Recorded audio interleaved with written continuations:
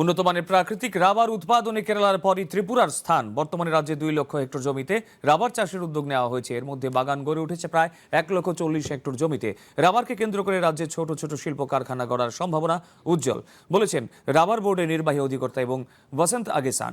আজ রাজধানী প্রজ্ঞা ভবনে কনফেডারেশন অফ ইন্ডিয়ান ইন্ডাস্ট্রি আয়োজিত সপ্তম উত্তর পূর্বাঞ্চল রাবার কনক্লেভ এন্ড এক্সপোজিশন 2026-এর সূচনা করে তিনি কথা বলেন। কনক্লেভে উত্তর পূর্বাঞ্চলের রাবার শিল্পের সুযোগ, চ্যালেঞ্জ, বিনিয়োগ এবং ভবিষ্যৎ রূপরেখা নিয়ে বিস্তারিত আলোচনা হয়। উপস্থিত ছিলেন নাবার্ডের জেনারেল ম্যানেজার অনিল এস কোটমিরে, প্রধান মুখ্য বন সংরক্ষক প্রবীণ এল আগরওয়াল প্রমুখ।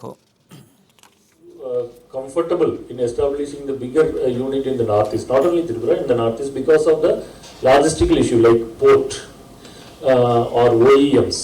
All these things may be the issue, I am not aware.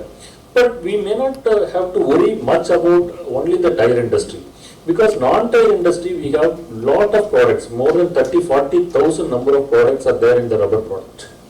Okay, and instead of concentrating the bigger players, we can concentrate the small products which can be given required value addition.